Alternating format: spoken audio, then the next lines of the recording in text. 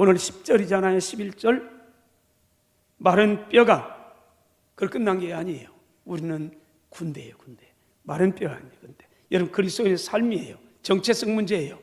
예수께서 입은 마른 뼈가 살아나서 큰 군대가 된 환상은 이스라엘 백성들의 모습이 지금은 마른 뼈와 같이 생명도 없고요, 희망도 없지만은 이런 머지않아서 큰이라는 단어가 강하다는 강한 군대예요.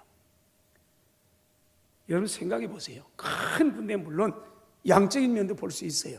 근데 이스라엘은 아무리 양적으로 많아도요, 우리 경상남도 이 정도밖에 안 돼 날아가요. 그 조그마한 땅덩이에요. 나라가 뭐 바벨론을 제국을 한 번이라도 이겨본 적이 있습니까? 그런데 강해요, 강해. 그야말로 일당, 백의 역사, 일당, 천의 역사를 이루는 극히 강한 군대가 될 수 있다는 겁니다. 이스라엘, 다시 말하면 큰 군대, 우리 한 사람 한 사람을 큰 군사, 강한 군사로 비유하고 있는 겁니다. 그렇습니다. 여러분, 그리스도인은 십자가의 군사입니다. 디모데 6장에 보면요, 바울 사도는 디모데를 향해서 이렇게 권면합니다. 12절, 믿음의 선한 싸움을 싸우라, 영생을 취하라. 왜요? 이를 위하여 내가 부르심을 받았고 많은 증인 앞에 선한 증언을 하였도다. 여러분, 믿음의 선한 싸움을 싸우라. 싸움을 싸운 사람 누구예요? 여러분, 회사원입니까? 회사원은 직장 근무 잘하면 되는 거예요. 싸움은 누가 싸워요? 여러분, 군인이 싸우는 거죠. 군사가 싸우는 거예요. 근데 군사가 군병이 돼가지고 편안한 걸 꿈꾸면요, 그 군대는 자격미달이에요. 군사는 싸우는 사람이에요. 싸우는 사람. 나는 군인이다. 나는 대한민국의 국가에 부름받은 군사, 군병, 우리 부대는 부대다. 이걸 분명히 해야 합니다. 그러지 않으면 큰일 나요. 그래서 믿음의 선한 싸움을 싸우라. 영생을, 여러분 영생 거둬주는 게 아니에요. 취하는 거예요. 취하는 거예요. 믿음의 선한 싸움을 열심히 취하면서 그러면 영생을 취하게 돼요. 바울이 이렇게 권면한 다음에 그리고 자신도 십자가의 군사로서 일생을 살았음을 이렇게 고백합니다. 디모데후 4장 7절, 나는 선한 싸움을 싸웠습니다. 나의 달려갈 길을 마쳤습니다. 믿음을 지켰습니다. 바울 사도는 자신에 대해 분명히 했어요. 꿈에도 놓치지 않았어요. 나는 군사다. 하나님의 군사, 십자가의 군사. 나는 그러므로 나는 선한 싸움을 싸우기에 부름받은 군사라. 여러분, 저와 여러분은 서머나라는 군함을 타고 적진을 향해 전진해가는 군사인 겁니다. 나는 집사다. 하나님께로부터 세움받은 집사다. 나는 목사다. 나는 하나님께 세우신 교사다. 곧 죽어도 썩어도 준치는 준치로 썩어야지 꽁치로 썩으면 안 되는 거예요. 여러분, 그리스도인 그런 거예요. 예수 믿는 사람은 죽어도 예수 믿는 사람이에요. 살아도 예수 믿는 사람이에요. 이걸 놓쳐버리면 큰일 나요. 우리는 하나님께로부터 부름받은 세상과 타협하지 아니하고 세상에서 이런 들렀더니 저런 들렀더니 그럭저럭 살아가면 되는 거 아니에요? 그러면 큰일 나요. 거기서 부름받았어요. 뭐 하려고요? 믿음의 선한 싸움을 싸우라, 영생을 취하라. 이를 위하여 내가 부르심을 받았느니라 말씀하고 있는 겁니다. 여러분, 그렇다면 우리의 싸움의 대상은 누굽니까? 에베소 6장 12절이에요. 우리의 씨름은 혈과 육을 상대하는 게 아닙니다. 통치자들과 권세들과 어둠의 세상 주관자들과 하늘에 있는, 따라서 합시다, 악한 영들을 상대함이라. 아멘. 누구와 싸워요? 악한 영들이에요. 하늘에 있는 악한 영들과의 싸움이에요. 우리는 결코 이 세상을 유람하기 위해서 크루즈선 타고 관광선 타고 가는 관광객이 아니에요. 벚꽃 구경하러 가는 게 아니에요. 우리 이 세상의 군함을 타고 세상과 싸우고 죄악과 싸우고 사탄과 어둠의 권세와 선한 싸움을 싸기 위해서 주님으로부터 부름받고 주님으로부터 보냄받은 이런 십자가의 군사인 겁니다. 그런데 종종 우리는 그 종종 적군과 아군을 구분하지 못해가지고요, 아군을 향해 총불을 겨누는 경우가 종종 있습니다. 어떤 때요? 너무 편안하면요. 군인은 늘 긴장해야 해요. 근데 평안해요. 50년 지났어요. 그러다 보니 나라가 편해. 뭔 전쟁이요? 전쟁은 우리가 군인은 군이지만 어쩔 수 없는 거지. 뭔 우리가 뭔데 해서 그걸 놓쳐버려. 주적 개념이 사라져버려. 내 왼수가 누군지, 내가 누구를 향해 총불을 겨누는지 이걸 놓쳐버려. 그러니까 국민들이 준 세금 가지고 옷을 입히고 옷을 입혀주고 군화를 사주고 밥도 먹여주고 월급도 주고 총 사줬더니 그랬더니 이 적군을 모르니까요.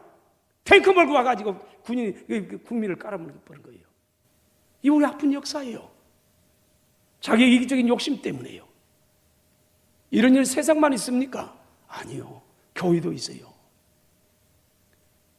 여러분 생각해 보세요. 우리는 다 십자가의 군병이에요. 우리는 서로 격려하고 위로하고 붙들어주면서요. 이렇게 살아야요. 왜 교회가 분열됩니까? 가장 교회 아픔이 뭐예요? 분열 아닙니까?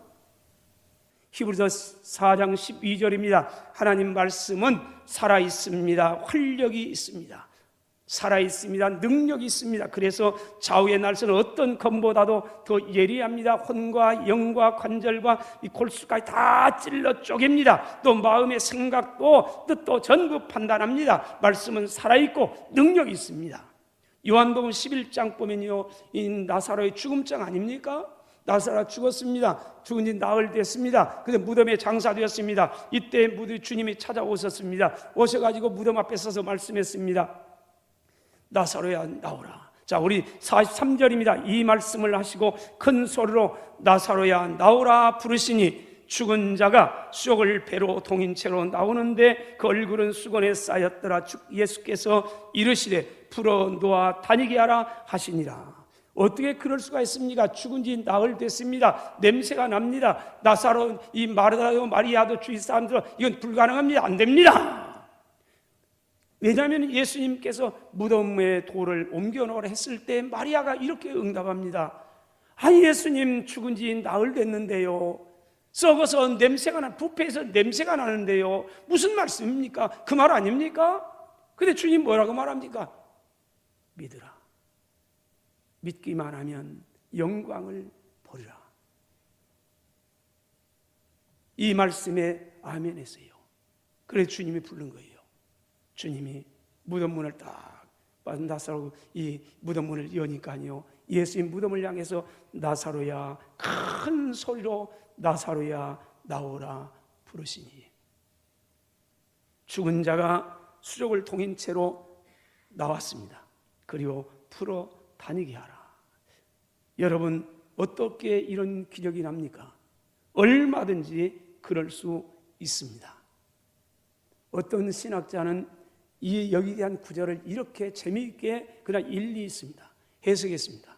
만일 예수님께서 이때 무덤문을 향해서 나오라 이랬더라면은 아담 이후에 죽었던 모든 사람들이 다 나왔을 것이다. 그래 주님은 그렇게 부르지 않았어요. 그건 다 나와 부르면 큰일 나잖아요. 아직은 때가 아니에요. 그래 주님 뭐래요? 나사로야 나오라, 나사로야 나오라 부르시니 그 다음 죽은 자는 누구예요? 나사로겠지요. 그래서 주님이 꼭 집어서 그랬더니 나사로 한 사람만 나왔대요. 여러분, 왜냐하면 예수님 말씀은 창조의 말씀이나 죽은 자를 살리는 생명의 말씀이기 때문에 그렇습니다. 그러므로 우리는 오늘 또 고백하면서 간구하는 거 아닙니까? 예수님이 말씀하시니 물이 변하여 뭐가 돼요? 포도주가 됐습니다. 예수님이 말씀하시니 죽은 나사로가 어떻게 됐어요?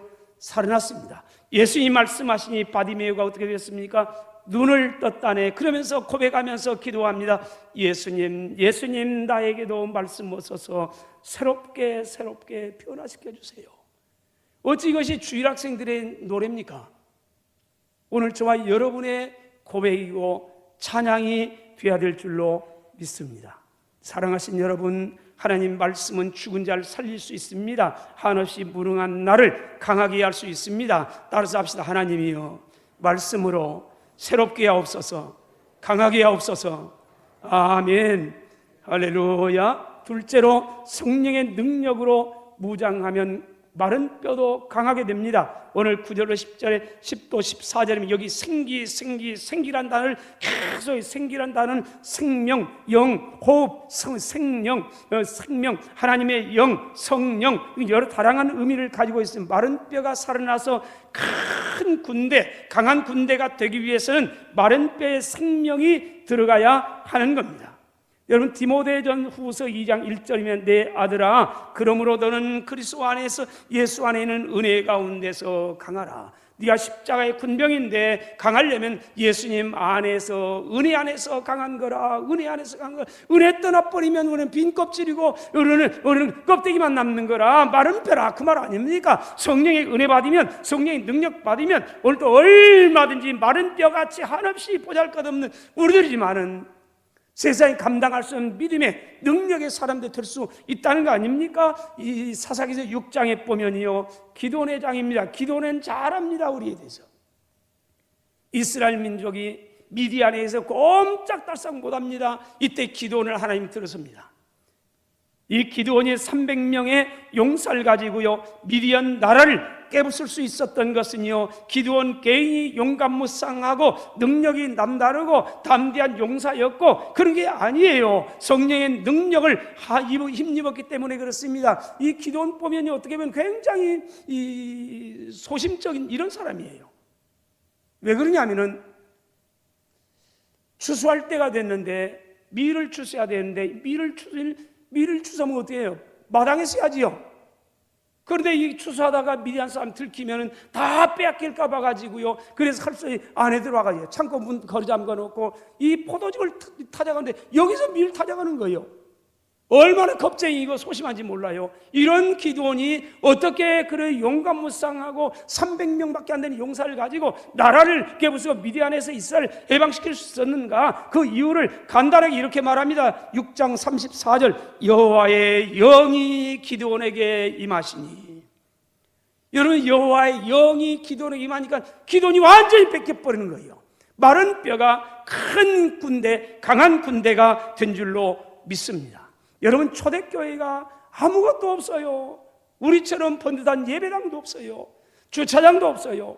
교인들은 있지만 다 힘들 피나는 사람들이 전부 다 피해서 숨어서 이렇게 예배를 해요.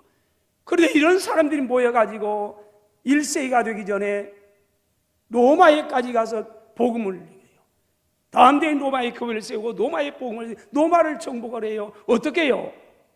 그 비결이 뭡니까? 이런 많은 어려운 여건 중에서도 그런 어떻게 됐느냐? 단 간단합니다. 비결은요, 오순절 성령의 충만한 능력을 힘입었기 때문에 그렇습니다. 그러므로 사도행 1장 8절입니다. 오직 성령이 너희에게 임하시면 너희가 권능을 받고 그래요. 성령이 임하시면 권능 받아요.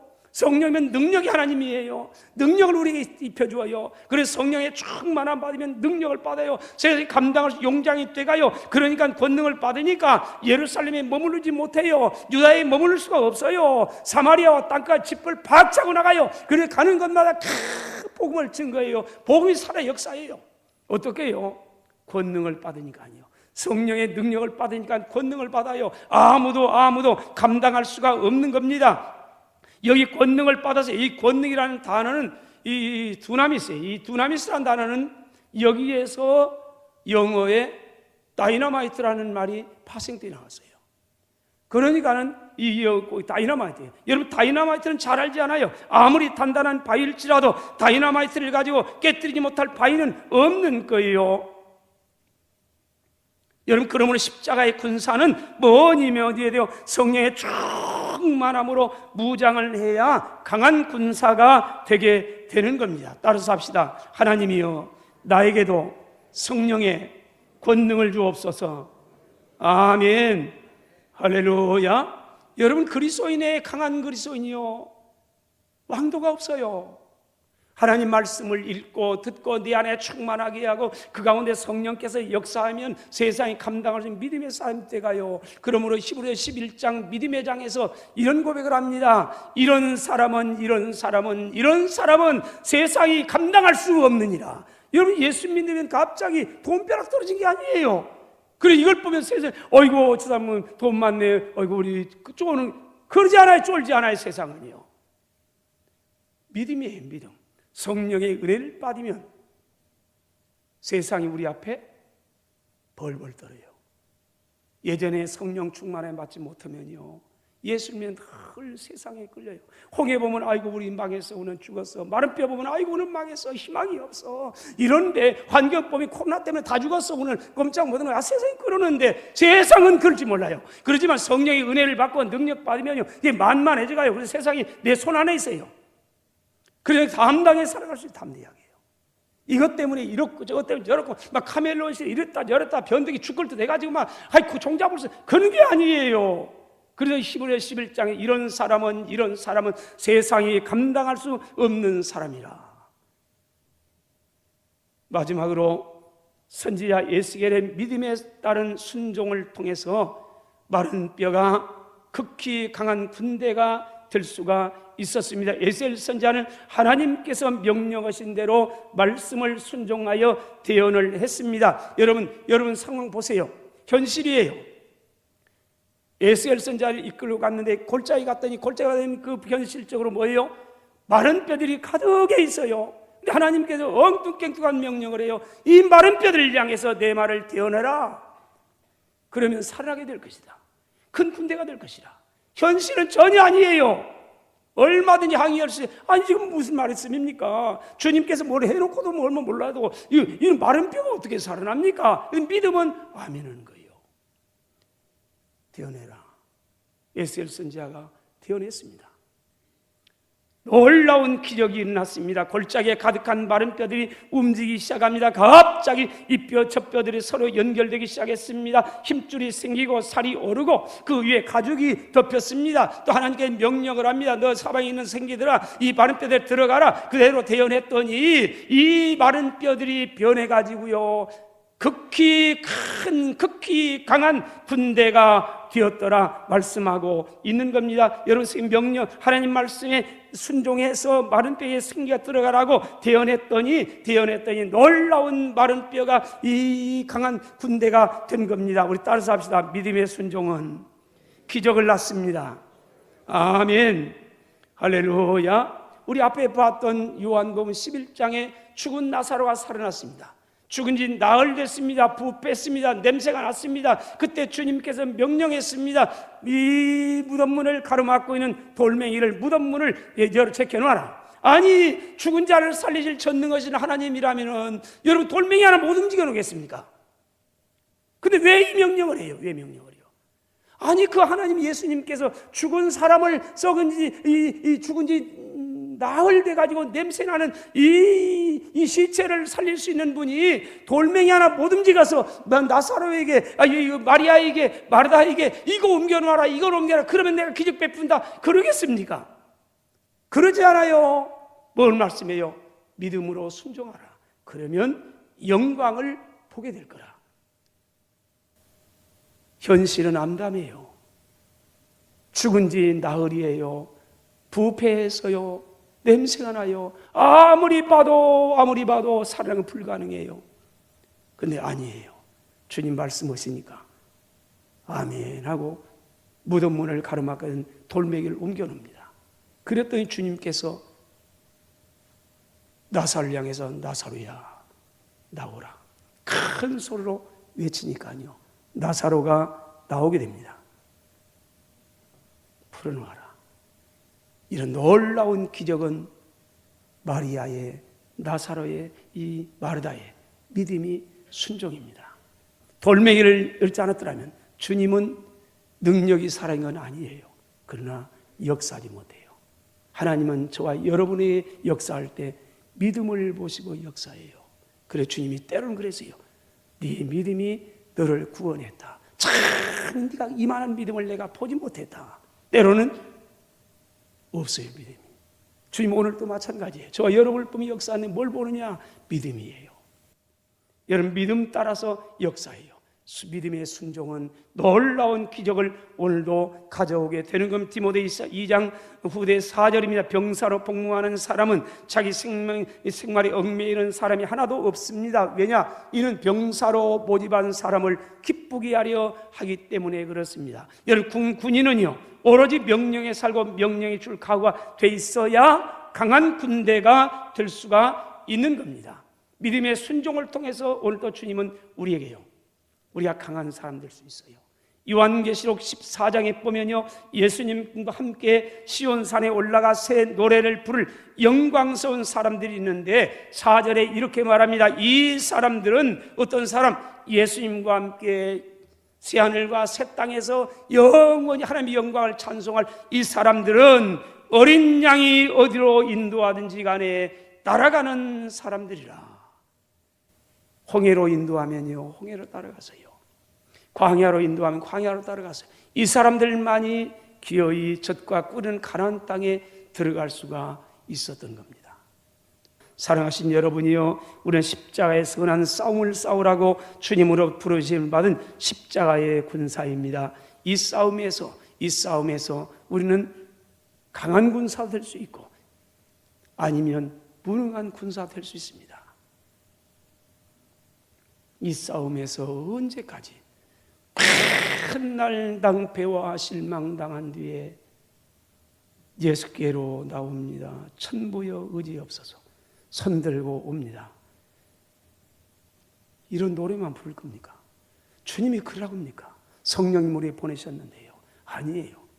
성령의 은혜 힘입고 말씀의 능력을 힘입어서 세상이 감당할 믿음의 장로요, 그 어느 누구도 거침새 없이요 달려가는 이런 군사, 그런 군사를 주님이 요구하지 않겠어요? 맨날 낭패와 실망당한 뒤에 나가지고요, 이리 짚혀지고 저리 찌고 맨날 졌습니다, 또 졌습니다, 또 졌습니다, 맨날 졌습니다. 이러면요 얼마나 주님이 속상하겠어요. 하나님, 연약한 중에서도요 하나님께서 은혜 베푸셔서 내가 이렇게 살았습니다. 물론 넘어진 적도 있습니다. 그러나 내가 이렇게 믿음으로 살아보려고 바르게 살았습니다. 이런 보고를 드릴 수 있다면요, 그분이 어떠세요? 기분이 좋아가지고요. 아니 그럴 것 같아요. 에베소서 6장 11절부터 우리 13절까지 여러분 바울의 경고에 귀를 기울이세요. 6장 11절부터입니다. 마귀의 간계를 등이 대적하기 위하여 하나님의 전신갑주를 입으라. 우리의 씨름은 혈과 육을 상대하는 것이 아닙니다. 통치자들과 권세들과 이 어둠의 세상 주관자들과 하늘에 있는 악한 영들을 상대하는 겁니다. 그러므로 하나님의 전신갑주를 취하세요. 왜 그러느냐? 이는 악한 날에 너희가 능히 대적하고 모든 일을 행한 후에 서기 위함이라. 뭐는 다 격파하고요, 멋들어지게 승리의 그 자리에 탁 서기 위함이라, 이렇게 말씀하고 있습니다. 그러면서 이렇게 말합니다. 그런즉 이 구체적으로 우리 준비할 겁니다. 서서 진리로 너희 허리띠를 띠고 의의 호심경을 붙이고 평안의 복음에 준비한 것 신을 신으세요. 모든 것 위에 믿음의 방패를 가지세요. 이로써 능히 악한 자의 모든 불화살을 소멸할 겁니다. 구원의 이 투구를 쓰세요. 성령과 하나님 말씀을 가지세요. 그리고 이 가운데 가장 마지막입니다. 모든 기도와 간구를 하세요. 항상 성령 안에서 기도하고 이를 위해서 깨어 구하기를 항상 힘쓰며 여러 성도를 위해서 구하세요. 하나님의 전신갑주를 입으래요. 갑옷을 입으래요. 오늘 같으면 갑옷이 아니겠죠. 그러니까 그때는 자 갑옷 아니 전 무기가 뭐예요? 활, 창, 화살, 칼, 그런 거 아니겠어요? 그러니까 전신과 갑옷을 입으래요. 다 가슴도 보호하고 머리도 보호하고 다 보호. 그 다음에 공격할 수 있는, 적진을 깨뜨리고 나갈 수 있는 검, 성령의 검, 하나님 말씀을 가지세요. 다 기도하세요. 이렇게 무장하세요. 바로 그래야 하나님의 전신갑주를 이어야 됩니다. 그래야 그 악한 날에 누가 우리에게 능히 대적하고 다 앞에 승리의 개선가를 부를 수 있는 겁니다. 그런 거 아닙니까? 사랑하신 여러분, 우리의 대장군이시며 우리의 총사령관 되시는 주님 말씀에 순종하고 성령의 충만함 속에서 십자가의 군기를 높이 높이 쳐들고요, 십자가의 강한 군사가 되어 오늘도 일당백의 역사를 이루어가는 저와 여러분들이 되시기를 주의 이름으로 축원합니다.